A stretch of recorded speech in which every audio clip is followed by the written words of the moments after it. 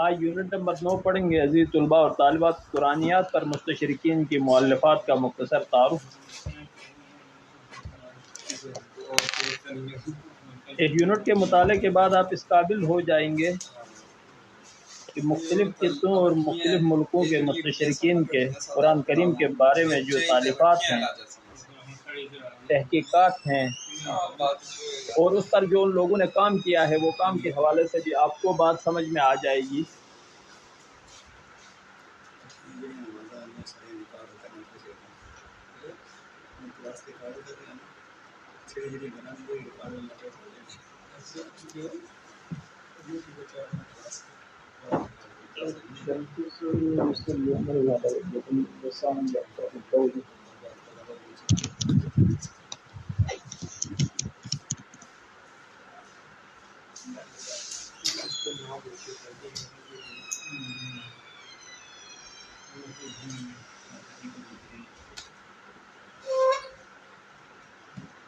قرآن کریم سے متعلق مستشرقین کی کیا اور کتنی کوششیں ہیں، یہ معلوم کرنا ایک دشوار کام ہے۔ ظاہر بات ہے جو آدمی صاحب مطالعہ ہو اور مطالعے کی دنیا سے وابستہ ہو اور کتاب بینی کا شوق رکھتا ہو، خاص کر شاہ ولی اللہ محدث دہلوی رحمۃ اللہ علیہ نے جو علوم خامسہ میں علم المخاصمہ کو ذکر کیا ہے، جس کو علم المناظرہ بھی کہتے ہیں، دلیل کے ذریعے مد مقابل کو ہرانے میں بھی مقصود یہی ہے کہ وہ سیدھے راستے پہ آ جائے، ان کیس اگر وہ غلط راستے پہ ہے۔ اس حساب سے بھی عزیز طلباء اور طالبات یہ سمجھ لیجیے گا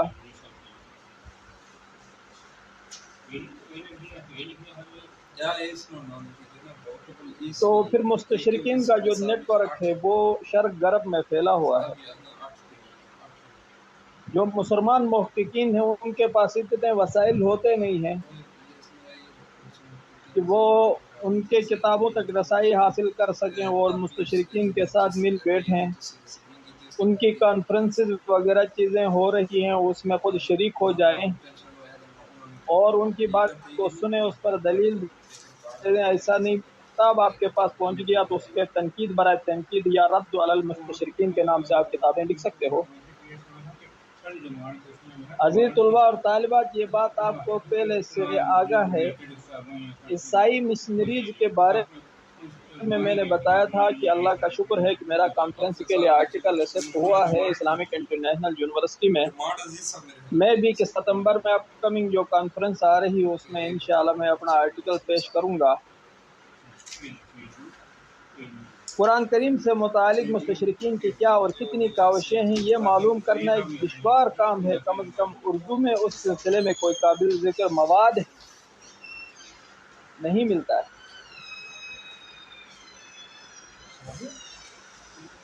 ٹھیک ہے،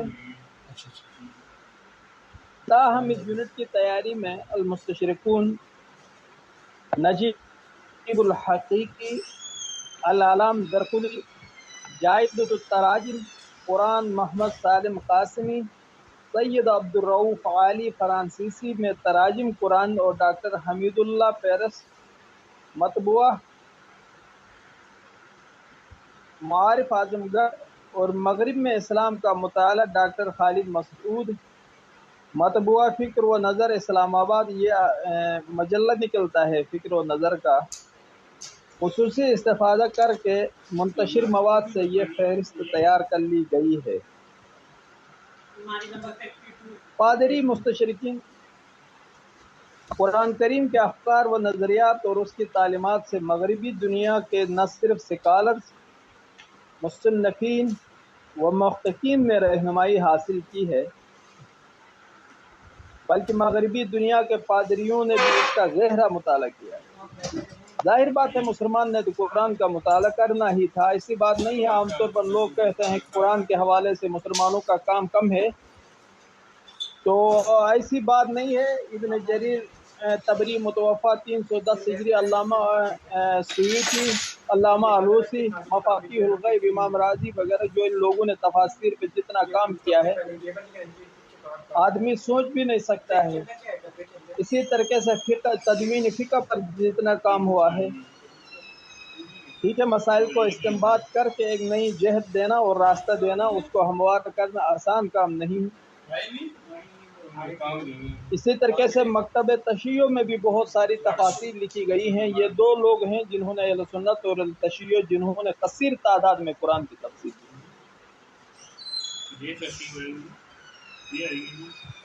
عزیز طلباء اور طالبات، یہ ایک موضوعات پر جو قلم اٹھایا ہے، تو یہ آپ لوگ 319 میں یہ جو فہرست تیار کی گئی ہے، اس فہرست کا تو آپ خود مطالعہ کر سکتے ہیں۔ اس میں تو مجھے پڑھانے کے لیے کوئی ایسا چیز نہیں ہے، مطلب آپ کرب کلاس کے بچے تو نہیں ہیں، میں اے اور بی سی اس طرح سے آپ کو پڑھاتا جاؤں، ٹھیک ہے نہیں ہے۔ یہ جو فہرست تیار کیا گیا ہے، یہ اس کا آپ لوگوں نے خود مطالعہ کرنا ہے۔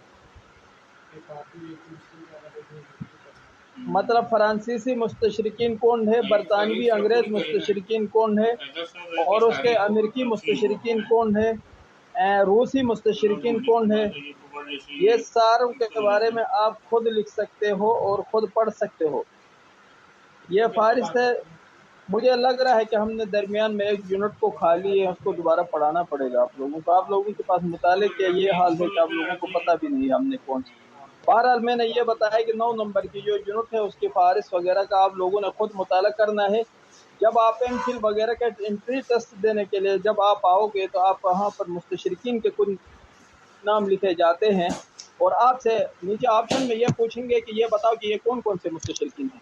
اس مستشرق کا تعلق امریکہ سے ہے، برطانیہ سے ہے، کہاں سے نہیں، تو اس حساب سے پھر آپ کو وہاں پر لکھنا ضروری ہوگا، ٹھیک ہے۔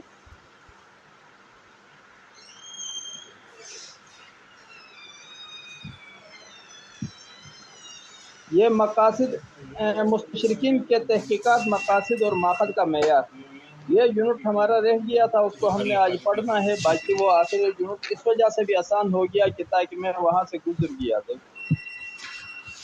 عزیز طلباء اور طالبات، مستشرقین کا قرآن یا قرآنی علوم و فنون کی طرف توجہ مبذول کرنے کا ایک خاص پس منظر اور اہداف ہے۔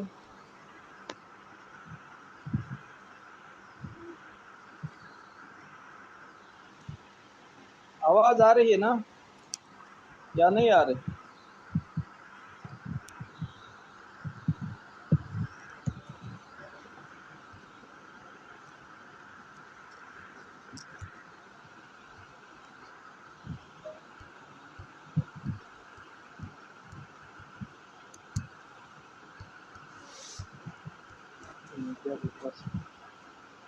سسٹم تھوڑا گڑبڑ کرتا ہے۔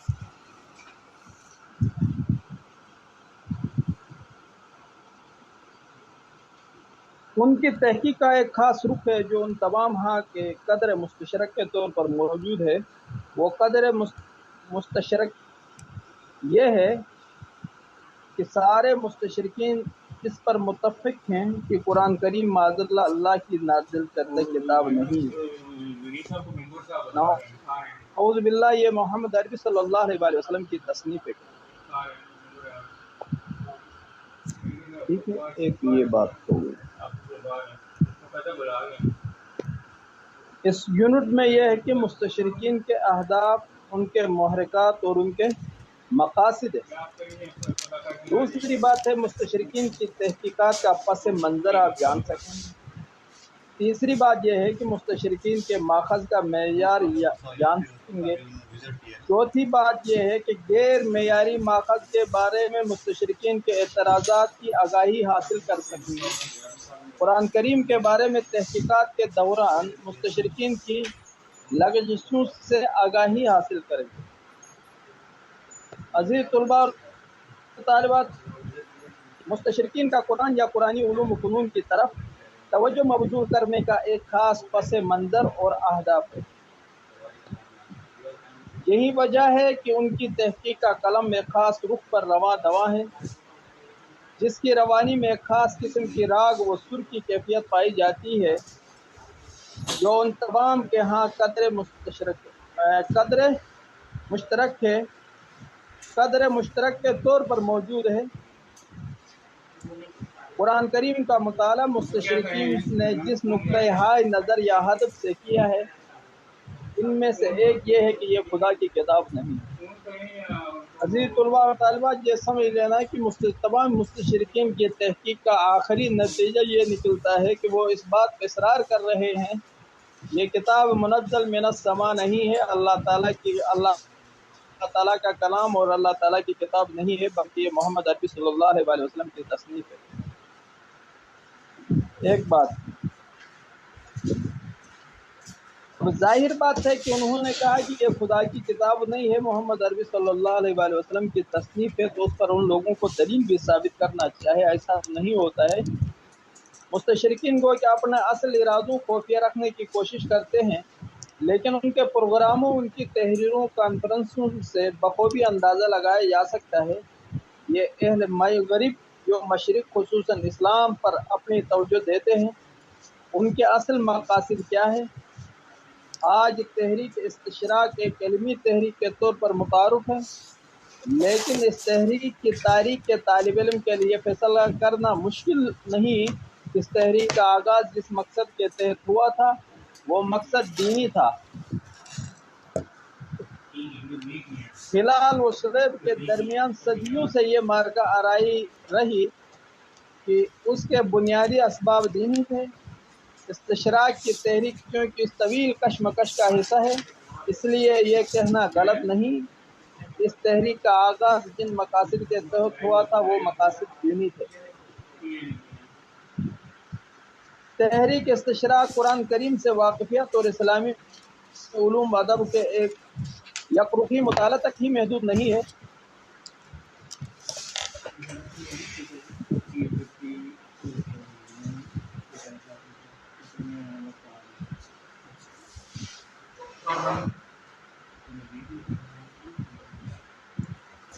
اور اسی طریقے سے مسیحت کو عالم اسلام میں ایسی شکل و صورت دے کر پیش کریں کہ اس میں کشش اور جاذبیت ہو، مشنری سرگرمیوں کو منظم اور مربوط کریں، خاص کر عالم اسلام میں مشنریز کا مربوط جال نیٹ ورک کرانے کے لیے مالی و مادی وسائل جمع کریں، انہیں بروکال لائیں۔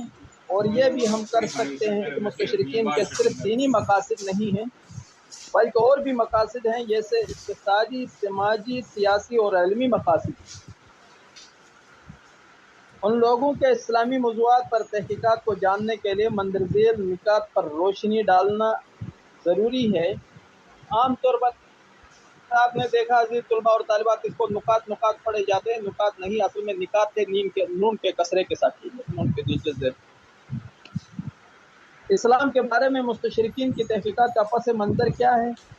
اس سلسلے میں جب ہم ان کی اپنی کتابوں کی روشنی میں جائزہ لیتے ہیں تو پتہ چلتا ہے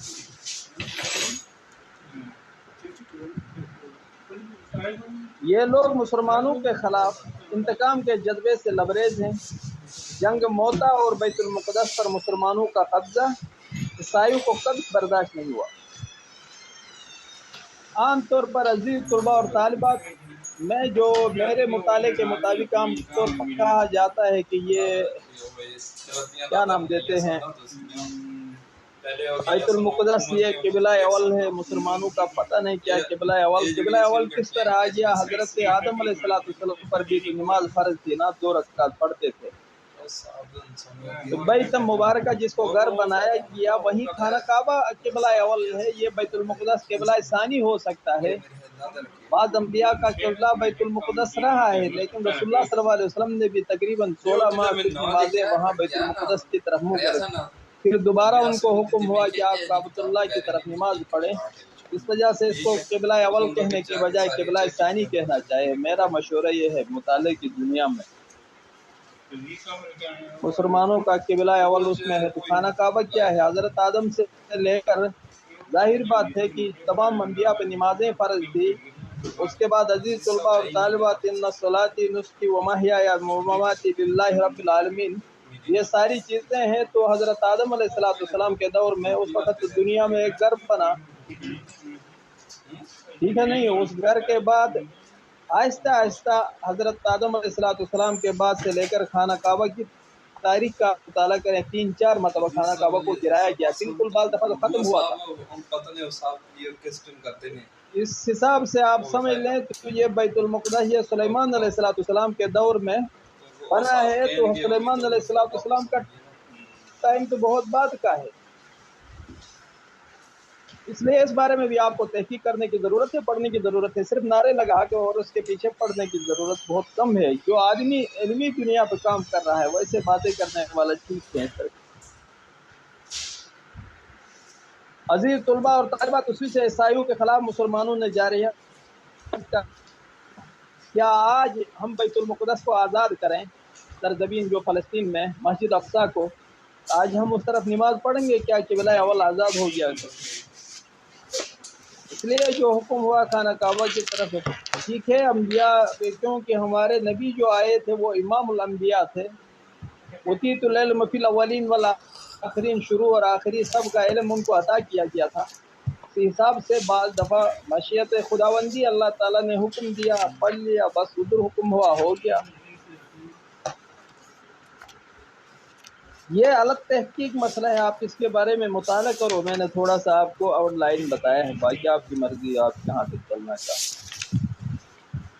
جنگ موتا اور بیت المقدس پر مسلمانوں کا قبضہ عیسائیوں کو کبھی برداشت نہیں ہوا، وہ سمجھتے ہیں کہ اس سے عیسائی کے خلاف مسلمانوں نے جارحیت کا آغاز کیا، حالانکہ جنگ موتا خود عیسائیوں کی جارحیت کا نتیجہ تھی، لیکن حقائق سے قطع نظر عیسائیوں نے اپنے عوام کو ہمیشہ اسلام اور مسلمانوں کے خلاف اشتعال دلائے۔ اس کے بعد صلیبی جنگوں کا سلسلہ شروع ہوا، وہ بھی در حقیقت عیسائیوں کی اشتعال انگیز ذہنیت کا نتیجہ تھی۔ اس لیے عیسائیوں نے مسلم دشمنی کو اپنے عوام میں زندہ رکھنے کے لیے یہ موقف اختیار کر لیا کہ صلیبی جنگیں اب بھی جاری ہیں۔ انہوں نے مسلمانوں کے خلاف ہر اقدام کو صلیبی جنگوں کا تسلسل قرار دیا اور ایک طویل سرد جنگ شروع کر دی، حتیٰ کہ عالمگیر جنگ میں مسلمانوں کی شکست کے بارے میں تبصرہ کیا گیا۔ عزیز طلباء اور طالبات،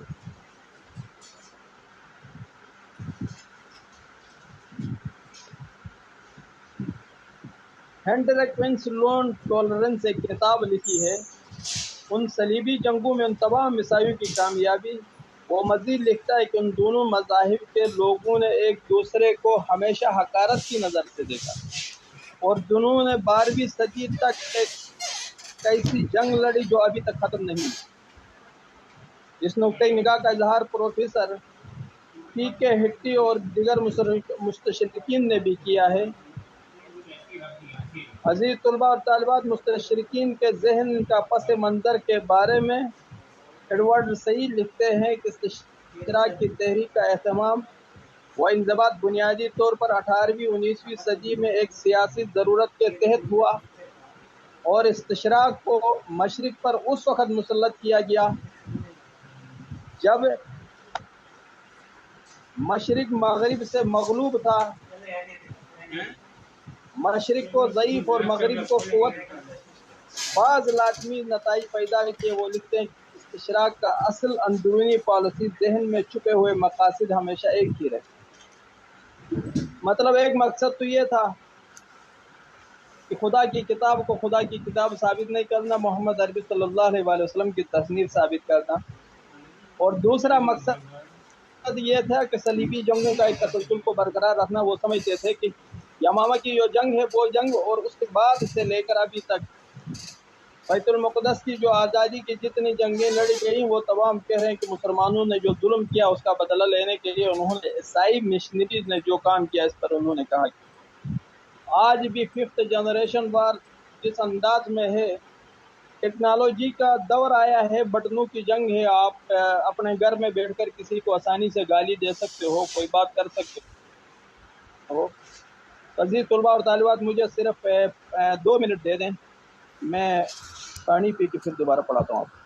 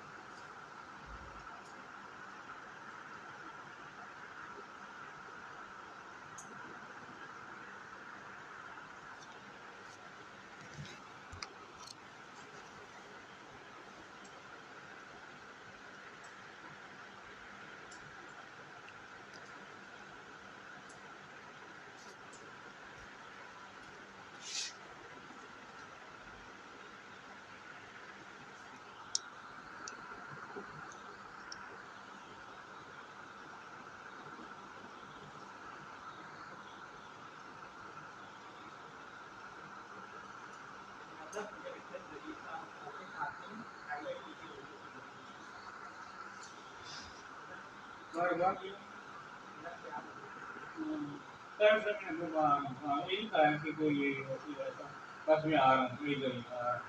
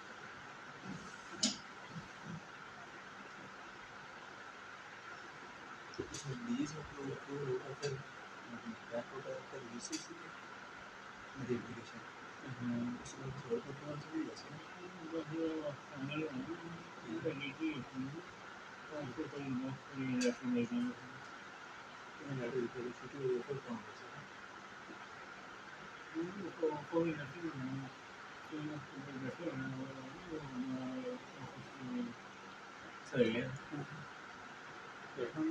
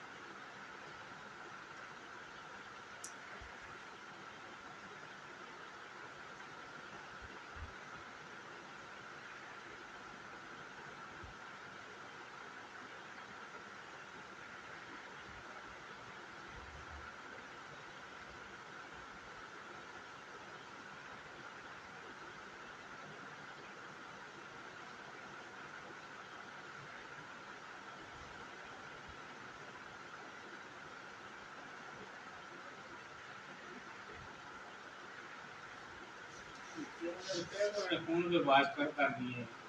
فون پہ بات کر دی ہے. بار فون میں آیا ہوگا پی اے سے بات کی ہوگی. پی اے پہ اندر کرا دی ہوگی. بتایا ہوگا کہ میں یہی اس کام کے لیے چھٹی نہیں ہے. سارا بتانا پڑا بتا دیا ہوگا.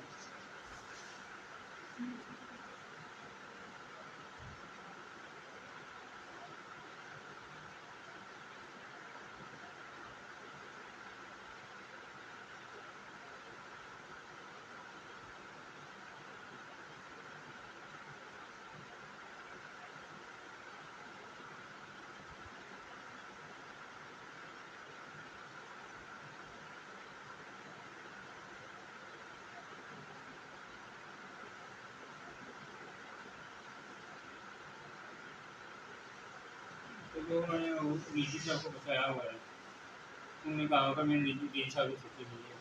اب کوئی مسئلہ ہوا ہے ڈی سی صاحب کو ذمہ داری ہے. کیا کیا ہے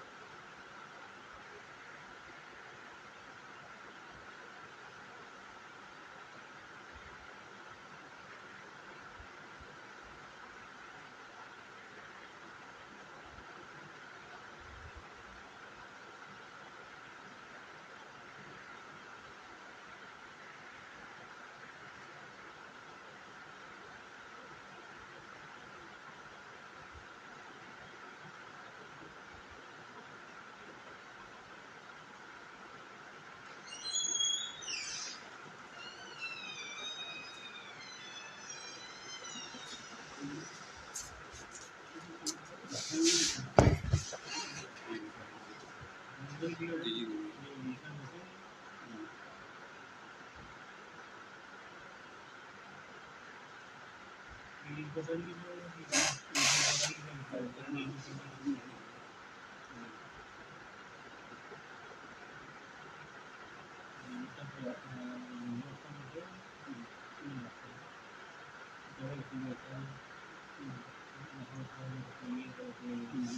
کر لیتے ہیں مجھے گھر ہی کر سکتے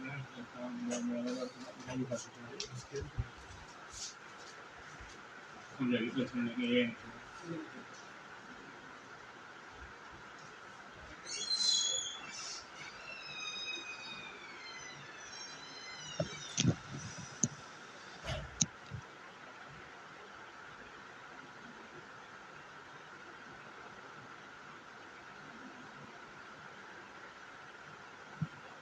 بسم اللہ الرحمن الرحیم۔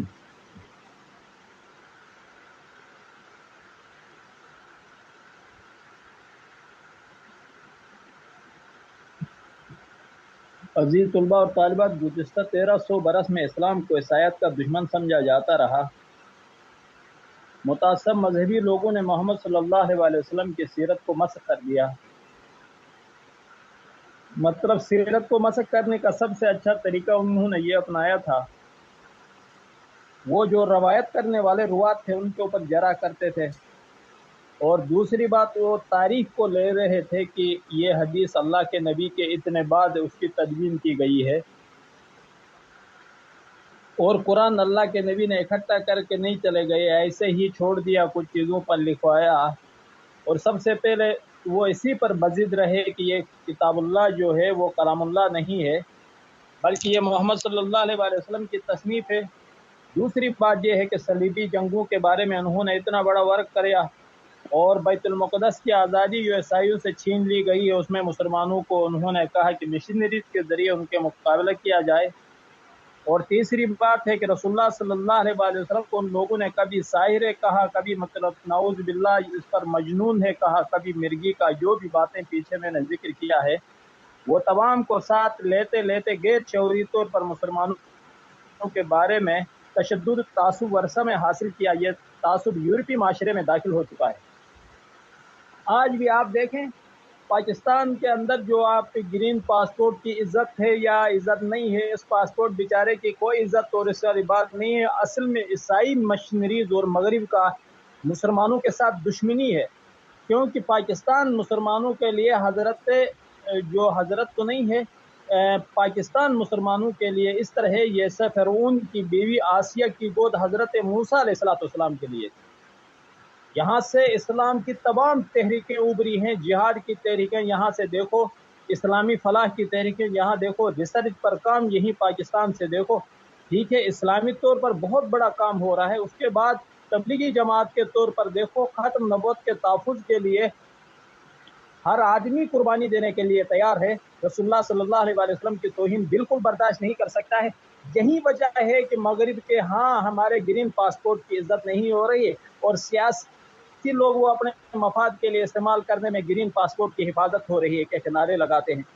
اور بھائی گرین پاسپورٹ کی عزت، یہ پاسپورٹ 1947 کے بعد پتہ نہیں کب آیا تھا، لیکن مسلمانوں کی قربانیوں کی ایک لازوال داستان ہے جس کو آپ مطالعہ کریں، ماضی کے جرتوں میں جا کر آپ کو پتہ چلے گا۔ ایسا نہیں ہے کہ جو کل آ کر ایک آدمی یہاں سے جا کر کہے ہاں مسلمان داڑھی کی وجہ سے مسلمان کو تذلیل کی نگاہ سے دیکھتے ہیں، اور پھر پاکستانی کو مینشن کر کے اس وجہ سے بدنام کرنے کی کوشش کر رہے ہیں۔ اوورآل پاکستانیوں کا کوئی قصور نہیں ہے، گرین پاسپورٹ کا کوئی قصور نہیں ہے۔ جہاں اچھے لوگ ہیں، اچھے برے لوگ ہر معاشرے میں پائے جاتے ہیں۔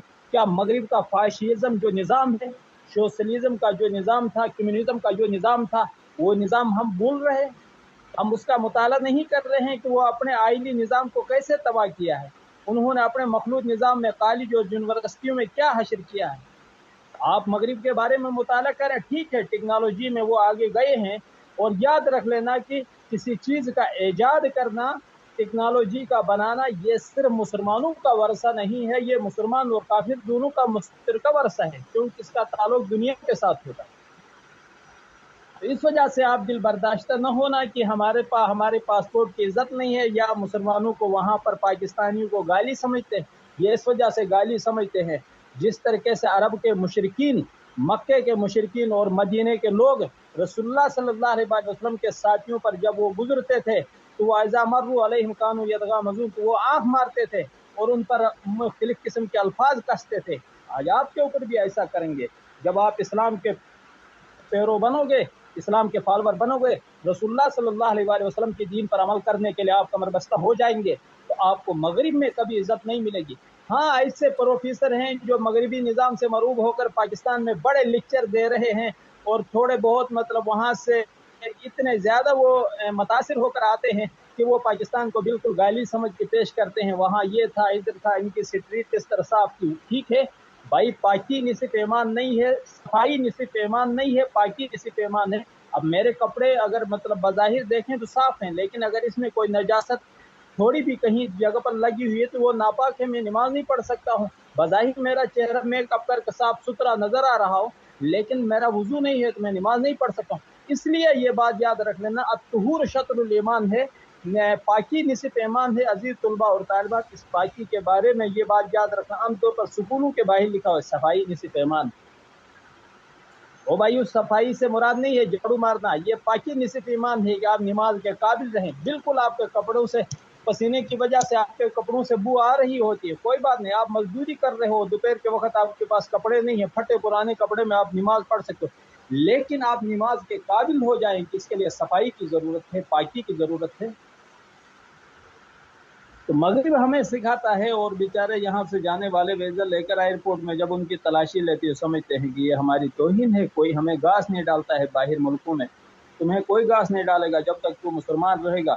अगर तू उनका एजेंट बन जाएगा तो फिर सारी दुनिया आपके पीछे लग जाएगी, क्योंकि उसने इस्लाम को डिमालिश करना है, उसके लिए कोई भी एक हथियार की ज़रूरत है।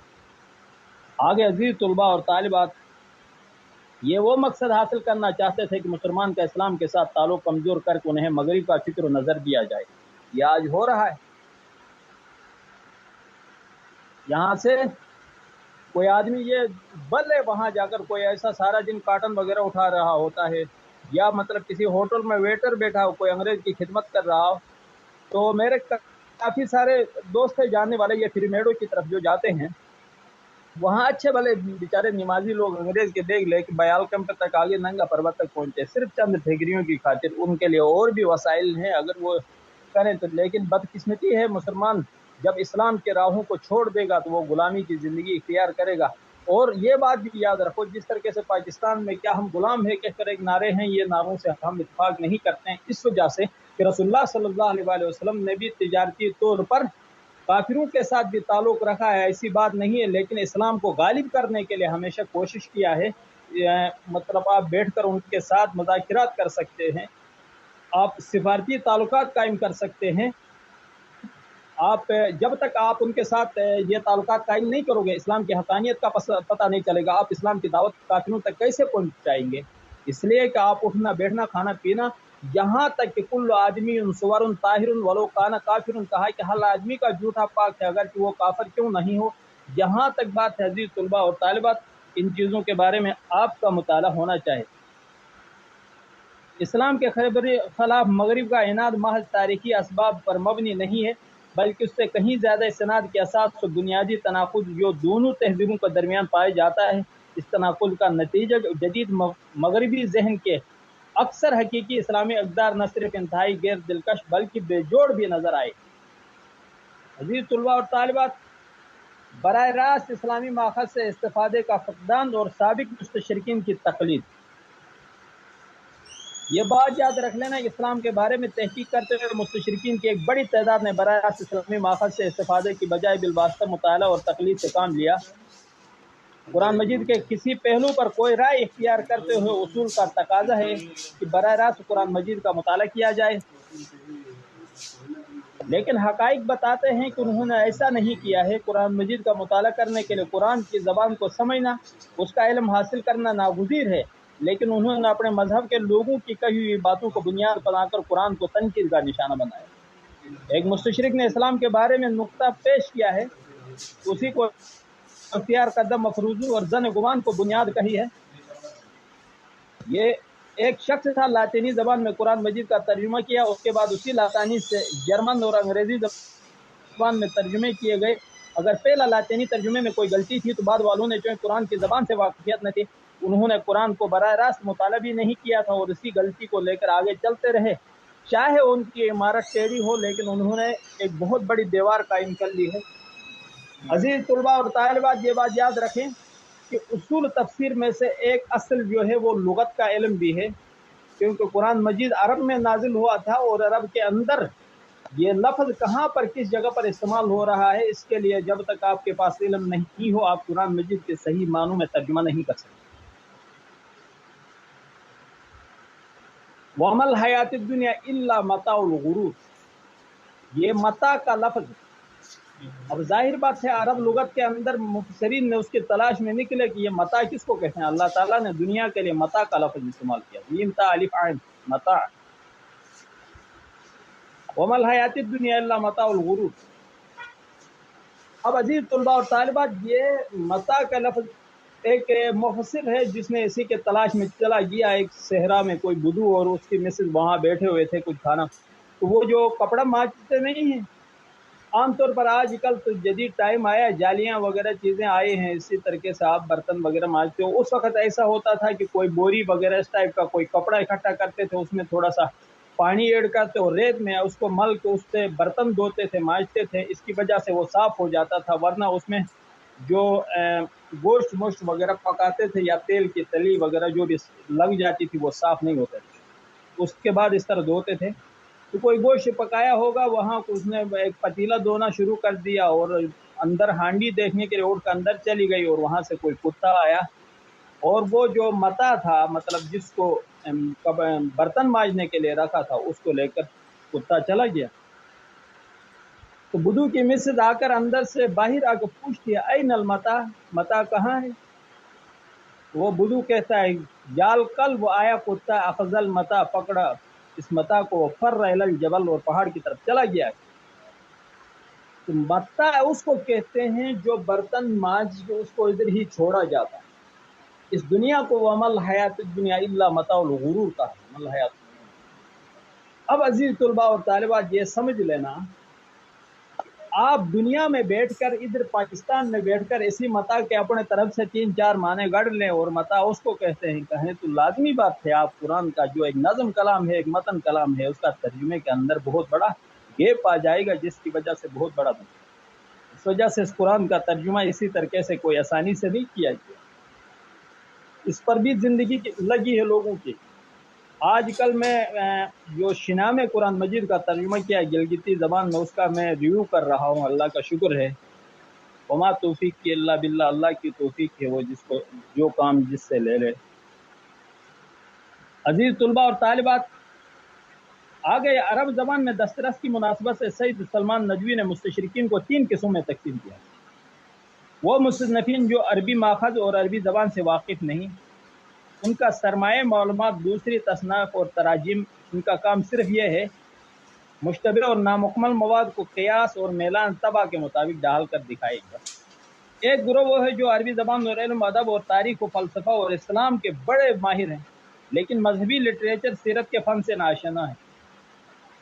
جب تک آپ قرآن کو سمجھنے کی کوشش کرو گے اور سیرت کا مطالعہ نہیں کرو گے آپ قرآن کو نہیں سمجھ گے. یہ بات یاد رکھو، کیونکہ ادا ہی جو ایک وہی مطلوع ہے اور ایک وہی غیر مطلوع ہے. وہی مطلوع اس کو کہتے ہیں جس کی تلاوت کی جاتی ہے اور غیر مطلوع وہی ہے جو نبی صلی اللہ علیہ وسلم کے احادیث مبارکہ ہے.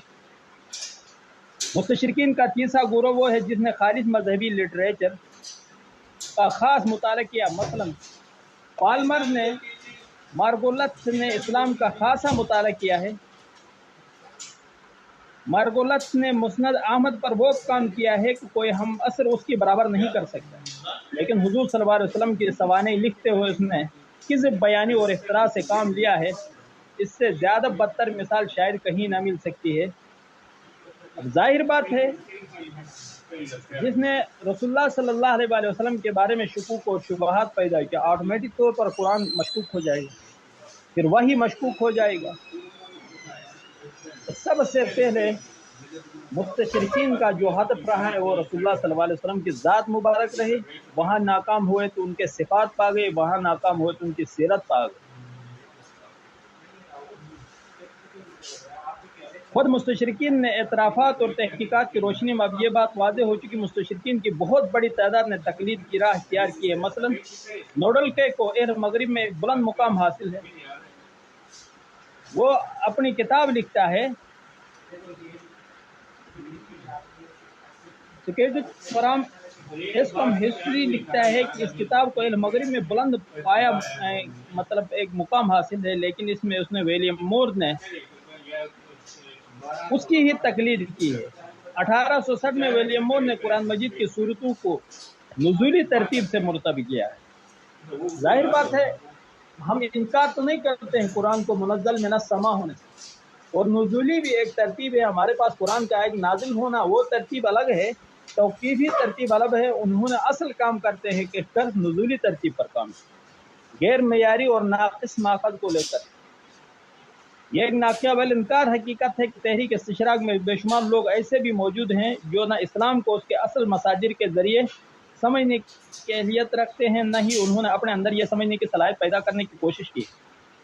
اس قسم کے مستشرقین کی معلومات کا سارا سرمایہ ان کے ہم مشرب مستشرقین کی تحریریں ہیں، اور ان تحریروں میں وہ نظریات درج ہوتے ہیں جو مستشرقین میں صدیوں سے نسل در نسل منتقل ہوتے چلے آ رہے۔ ایسے مستشرقین جو اسلامی علوم کی روح سے عدم واقفیت کے باوجود اسلامی موضوعات پر لکھتے ہیں، ان کی تحریروں کو محض اسی بنا پر سند کا درجہ حاصل ہوتا ہے وہ مستشرق کے قلم سے نکلے ہیں، کسی یورپی زبان میں لکھے۔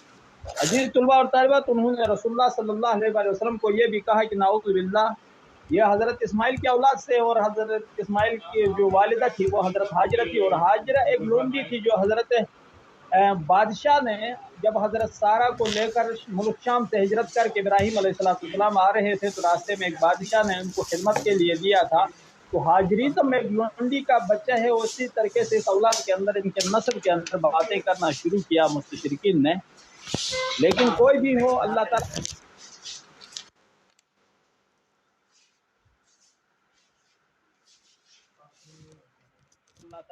یقین بندے ہوتے ہیں، ان کی ایک بہت بڑی ترتیب ہوتی ہے جس کا چناؤ اللہ تعالیٰ خود کرتے ہیں۔ آگے عزیز طلباء اور طالبات، اس کے علاوہ بھی بہت سے لوگوں کے بیانات سے یہ واضح کی جا سکتی ہے۔ جاری سیل کے ترجمے سے بہت زیادہ غلط تھی۔ حیرت کی بات یہ ہے کہ اس کے باوجود مغرب نے اس ترجمے کی بنیاد بنا رکھا ہے۔ کچھ عرصہ پہلے تک اس کے 30 ایڈیشن شائع ہو چکے تھے۔ جاری سیل کے ترجمے کے بارے میں لین پول نے لکھا ہے کہ بہت سے اہل مغرب نے اس سے تحقیقات کی بنیاد بنایا۔ کئی ایسے لوگ تھے اس پر تنقید کی روشنی سے پتہ چلا اس میں بہت زیادہ غلط معلومات جمع کی۔ غیر معیاری اور ناقص بارے میں مستشرقین کا اعتراف بھی ہے۔ کئی صدیوں سے اسلام کے بارے میں اہل یورپ کی اکثریت کی معلومات کی بنیاد پر تقریباً مکمل طور پر ان کو مسخ شدہ رپورٹوں پر تھی جو متعصب عیسائی تیار کرتے تھے۔ یہ رپورٹیں اسلام کے بارے میں اختراع کردہ گمراہ کن افواہوں کے ایک مجموعے کی طرف رہنمائی کرتی تھی، جو اسلام کے بارے میں گمراہ کن افواہوں کا مجموعہ تھی۔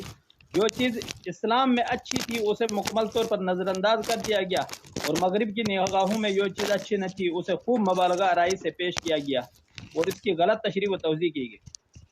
ڈاکٹر مصطفیٰ السبائی نے اپنی کتاب السنت و مکانتہ فی شرع الاسلامیہ اسلامی میں مستشرقین سے براہ راست ملاقاتوں کا ذکر کیا ہے۔ ان ملاقاتوں میں مستشرقین کے بارے میں یہ اعتراف کیا گیا کہ مستشرقین اسلام کے بارے میں غیر جانبدارانہ نہیں رہ سکے، نیز ان کے اسلام کے بارے میں معلومات بھی ادھوری اور ناقص۔ انہوں نے جان بوجھ کر مسلمانوں کے بارے میں تعصب کا مظاہرہ کیا۔ مانچسٹر یونیورسٹی کے پروفیسر رابسن نے تاریخ حدیث کے موضوع پر کتاب لکھی۔ اس نے اعتراف کیا ہے مسلمانوں کے بارے میں مستشرقین انصاف نہیں کر پائے۔ جب اس پروفیسر کے سامنے نشاندہی کی گئی گولڈ زہر سے کئی ایک غلطی سرزد ہوئی ہے، اس نے اعتراف کیا اس وقت اس کے پاس اسلامی ماخذ کے بارے میں اس قدر لٹریچر موجود نہ تھا، لیکن اب اس قدر لٹریچر دستیاب ہو چکا ہے۔ اس پروفیسر نے امید ظاہر کی کہ آئندہ ان غلطیوں پر اعادہ نہیں ہوگا۔ ڈاکٹر مصطفیٰ السبائی نے سویڈن کے ایک یونیورسٹی کے پروفیسر نیرج کا بیان نقل کیا ہے۔ مستشرقین نے غلطیوں کا ارتکاب کرتے ہوئے کہتے ہیں کہ ان کا ازالہ کیا جائے گا، لیکن ازالہ کہاں کرتے ہیں؟ عزیز طلباء اور طالبات، قرآن مجید کو سمجھنے کے لیے جن لوازمات کی ضرورت مستشرقین نے انہوں سے بھی جی چرایا ہوا ہے۔ یہ ان کی علمی خیانت ہے۔ آگے قرآن کریم اور اسلام کے بارے میں مستشرقین کی تحقیقات کی حقیقت بقول علامہ اقبال۔ مستشرقین کے اسلام کے بارے میں تحقیقات کی اصل حقیقت علامہ اقبال کے ایک بیان کی روشنی میں سمجھا جا سکتا ہے۔ کسی نے ان سے اسلامیات کے اعلیٰ تعلیم کے لیے انگلستان جانے کے بارے میں مشورہ لیا تو آپ نے جواب دیا تھا یہاں تک اسلامک ریسرچ کا تعلق ہے فرانس، جرمنی، انگلستان، اٹلی کی یونیورسٹیوں کے اساتذہ مخصوص مقاصد ہیں جنہیں عالمانہ تحقیق اور احقاق جو حق کو ظاہر تلسم میں چھپایا جاتا ہے، سادہ لوگ مسلمان طالب علم اس تلسم میں گرفتار ہو کر گمراہ ہو جاتے ہیں۔ علامہ اقبال گولڈ زہر کے بارے میں لکھتے ہیں مجھے گولڈ زہر کی کتابوں میں کوئی خاص بات نظر نہیں آئی۔ میں یورپی مستشرقین کا قائل نہیں کیونکہ ان کے تصانیف سیاسی پروپیگنڈا یا تبلیغی مقاصد کی تخلیق ہے۔ بہرحال ٹھیک ہے، علامہ اقبال صاحب نے بھی اپنی بات تو پیش کی ہے، لیکن کیونکہ علامہ اقبال کا میں مطالعہ ظاہر بات ہے کہ اس کے ڈاکٹریٹ کی ڈگری اسلامیات کے اوپر تو نہیں تھی نا، تو اس وجہ سے بھی دیکھ سکتے ہیں اسلام سے آئرلینڈ کیا تعلق اس کی کتابوں پر مت جاؤ، بلکہ وفاداری صرف خاک انگلستان سے تھی، اور اسی طریقے سے ہر مستشرق کا علم و فضل کا وہی راستہ اختیار جو مغرب کے ہوش، استعمار اور شنشائیت کے مطابق ہے۔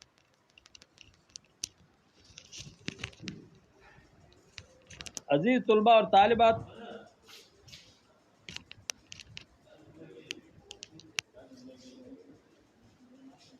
بہرحال خلاصہ کلام یہ ہے کہ اس سے پتہ چلتا ہے کہ مستشرقین کے جو اہم شخصیات تھے نا، ان سے اسلامی مصادر سے عدم واقفیت کی وجہ سے کتنی غلطیاں ہوئی، یا وہ قصداً اسی طرح ایک خاص مطلب نکالتے تھے۔ یہاں مولانا ابو الحسن علی ندوی کا قول ذکر کرنا بہت مناسب ہے، جس میں اس نے نام نہاد محققین کی تحقیق کا پتہ چلتا ہے۔ وہ لکھتے ہیں مستشرقین پہلے ایک مقصد تجویز کرتے ہیں، ایک بات طے کر لیتے ہیں، اس بات کو بہر صورت ثابت کرنا، پھر اس کے ثبوت تلاش کرتے ہوئے ہر طرح رطب یابس یعنی خشک اور تر، مذہب و تاریخ، ادب، افسانہ، شاعری، مستند، غیر مستند ذخیرہ سے مواد فراہم کرتے ہیں، اور یہاں تک ان کے مطلب برابری ہوتی ہے اس بڑی بات تتاب کے ساتھ پیش کر دیتے ہیں، اور وہ جو مجلدات ہوتے ہیں، جن کتابوں کے جلد وغیرہ ہوتے ہیں، وہ تقریباً آگے چلے جاتے ہیں کہاں تک، وہ تقریباً 35 جلدوں پر کتابیں لکھ کے لائبریری میں پھینکتے ہیں، اور اس میں صرف ایک ان کا مقدمہ ہوتا ہے جس میں وہی کامن اعتراض ہوتے ہیں جو تمام مستشرقین کا۔ کلام اللہ کے اوپر جو اعتراض ہے، سبت احرف قرات پر جو اعتراض ہے، رسول اللہ صلی اللہ علیہ وسلم کی ذات پر جو اعتراض ہے، وہ اعتراضات ان کے کامن ہوتے ہیں۔ وہ الگ بات ہے کسی نے کان ادھر سے پکڑا، ادھر سے پکڑا، اور اس کے بعد اسباب نزول پر وہ اعتراض کرتے ہیں، ناسخ منسوخ پر وہ اعتراض کرتے ہیں۔ اگر یہ خدا کا کلام ہے تو نعوذ باللہ خدا کے کلام میں کیوں غلطی ہو سکتی ہے کہ اس نے ایک مرتبہ چیز نازل کیا، اگلے دن اس کو کیوں؟ تو یہاں خدا کے کلام پہ غلطی تو نہیں ہوتی ہے، وہ پہلے جو نازل کیا تھا وہ بھی صحیح ہے، لیکن خدا تعالیٰ نے اس انسان کی تربیت کے طور پر جو چیز کر سکتا ہے وہ کرتا ہے۔ ان اللہ علی کل شیء قدیر۔ اگر اللہ ایک چیز کو نازل کر کے اس کے بعد دوبارہ ریٹرن میں کوئی چیز نہ کرے تو پھر انسان کی ایک مرتبہ تخلیق کے بعد اللہ تعالیٰ کیوں کہتا ہے کہ میں ان کو زندہ کیا، مردہ تھے زندہ کیا، اور زندہ تھے پھر مردہ کروں گا۔ پھر یخرج المیت من الحی و یخرج المیت من الحی، وہ زندے سے مردے کو، مردے سے زندے کو کیسے نکلتا ہے؟ یہ تو ایکسرسائز ہے، اللہ تعالیٰ کرتا ہے، بندوں کے ساتھ بھی ایسا ہے۔ ماں کے پیٹ سے دنیا کا پیٹ پہ لایا، یہاں سے اسی کے پیٹ پہ لے جائے گا، اور اس کے بعد یہاں سے لے کر حشر پہ لے جائے گا۔ اللہ تعالیٰ نے یہ بتایا بار بار، کیف تکفرون باللہ وکنتم امواتا، کیسے انکار کرو گے تم اس دن کے لیے جب کہ آپ فوت شدہ تھے، مردہ تھے۔ اس سے پتہ چلتا ہے کہ ان لوگوں نے جو اعتراض کیے ہیں وہ مفہوم صرف اپنے مقاصد حاصل کرنے کے لیے اور مسلمانوں کے ساتھ ضد اور عداوت کرنے کے لیے انہوں نے کیے تھے۔ عزیز طلباء اور طالبات، یہ بات تو میں نے آپ لوگوں کو پڑھایا، آپ کو سمجھ میں بھی آ گیا ہوگا۔ آخری جو یونٹ ہے 9 نمبر، وہ آپ کے مطالعے کی ہے، تو آپ لوگوں نے یہاں سے ایسا کرنا ہے، پادری مستشرقین ہیں، امریکی مستشرقین ہیں، اس کے بعد اللہ کو جزائے خیر دے فرانسیسی مستشرقین ہیں، جرمن مستشرقین ہیں، ان میں سے 5 مستشرقین کے نام اور انہوں نے کیا کون سی کتاب مطلب تالیف کی ہے یا وہ کس صدی کے تھے، یہ لکھ کے ایک پیج پہ لکھ کے میں نے جو نمبر بتایا آپ کو اس میں مجھے واٹس اپ کرنا ہے،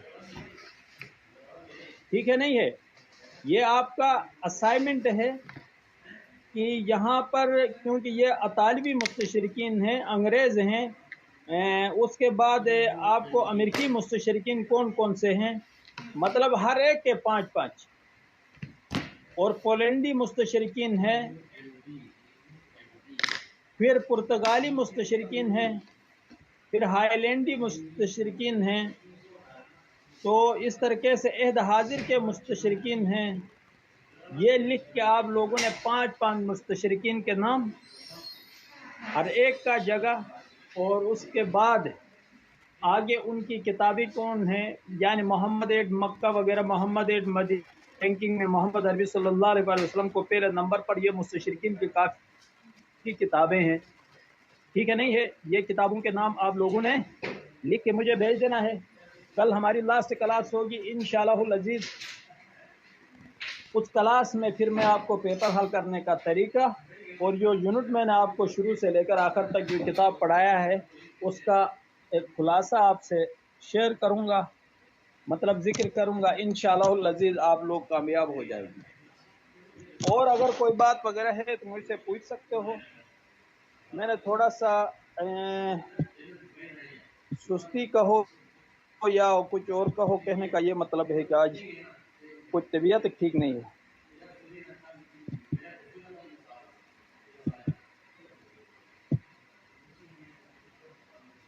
تو میرے لیے دعا بھی فرماؤ، آپ بزرگ لوگ ہو سارے، تو کوئی سوال وغیرہ ہے تو سوالات وغیرہ کریں۔ زیادہ تفصیل سے نہ پڑھانے کی ایک وجہ بھی یہ بنی کہ آج وہ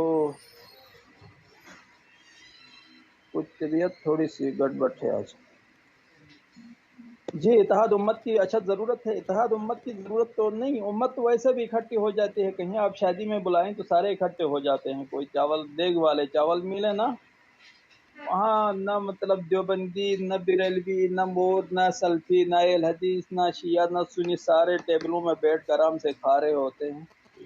مطلب یہ ہے کہ جب دین پر اکٹھے ہو جاؤ کہو تو سب کی پسڑی نکلتی ہے، کیونکہ ہر ایک نے اپنا اپنا ڈیڑھ عید کا دفتر کھولا ہوا ہے اور ہر ایک کے روزگار یہی دین کو بنا چکے ہیں، اسی وجہ سے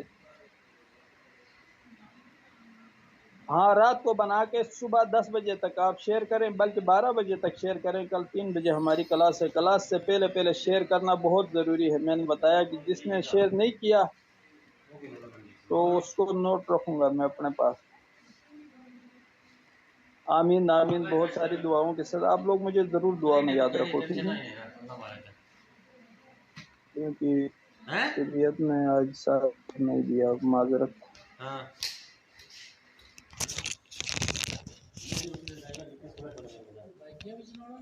لاسٹ یونٹ میں سے بنانے ہے اور اس کے بعد میں آپ لوگوں کو بینام پوچھ بھی سکتا ہوں، ٹھیک ہے؟ جو اسائنمنٹ بھیج دیے ہیں اسائنمنٹ سے میں یہاں پوچھ سکتا ہوں، اسپیکر آن رکھوں گا اور پوچھوں گا کہ آپ نے یہ نام لکھا ہے تو یہ کیا ہے، اس کو آپ نے یاد بھی رکھنا ہے۔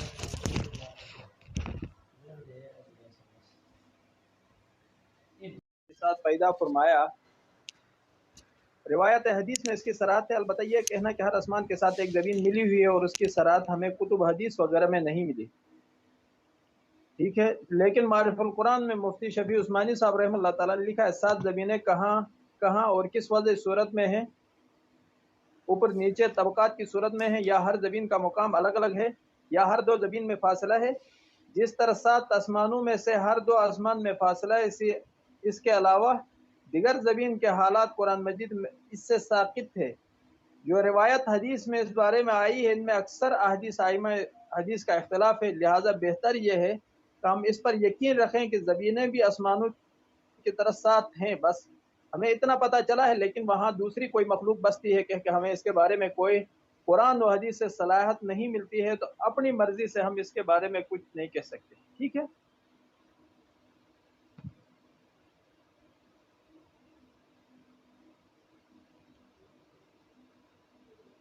باقی ایک کہ سر کیا قرآن کا ترجمہ اور تفسیر خود سے پڑھ سکتے ہیں؟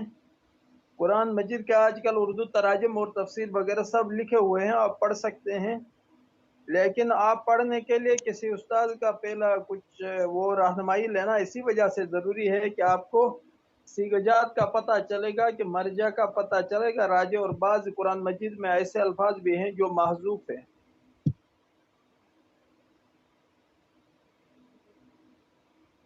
سمجھ آ رہی ہے نہیں آ رہی ہے؟ اسی وجہ سے جیسے بسم اللہ الرحمن الرحیم شروع کرتا ہوں اللہ کے نام سے، یہ شروع کرتا ہوں کہاں سے نکالا؟ اقرأ اور اشرو کا لفظ معذوف نکلتا ہے، جب آپ کسی سے پڑھو گے تب پتہ چلے گا، ورنہ بسم اللہ الرحمن الرحیم تو با حروف جارہ میں ہے، اللہ کو السلام ہو اور رحمان رحیم ہے، تو میں شروع کرتا ہوں کہاں سے آ گیا؟ اس وجہ سے کچھ چیزیں ایسی ہوتی ہیں، اساتذہ سے پڑھنا ضروری ہے، ٹھیک ہے؟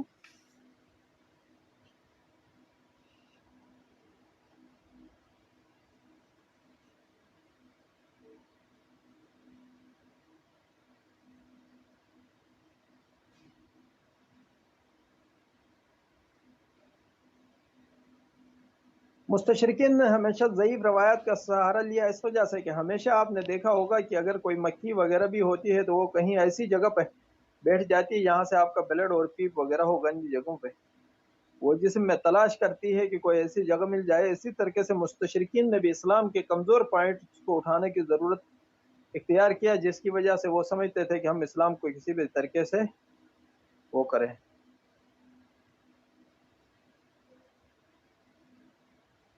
بالکل بالکل، استاد تو لازمی ہے، ظاہر بات ہے، اسی سے پڑھنا چاہے تفسیر۔ مجھے استاد سمجھتے ہو تو مجھ سے بھی پڑھو، انشاءاللہ اسی تفسیر پڑھاؤں گا آپ کو۔ اور کوئی بات ہے تو پوچھیں، میں ابھی آف کرنے جا رہا ہوں، بس ہمارے پاس ابھی 10 منٹ ہیں، 10 منٹ میں آپ لوگ اپنے لیے۔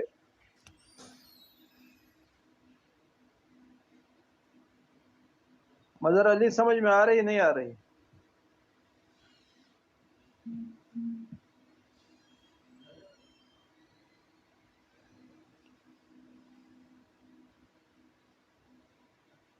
بالکل ایسا ہے۔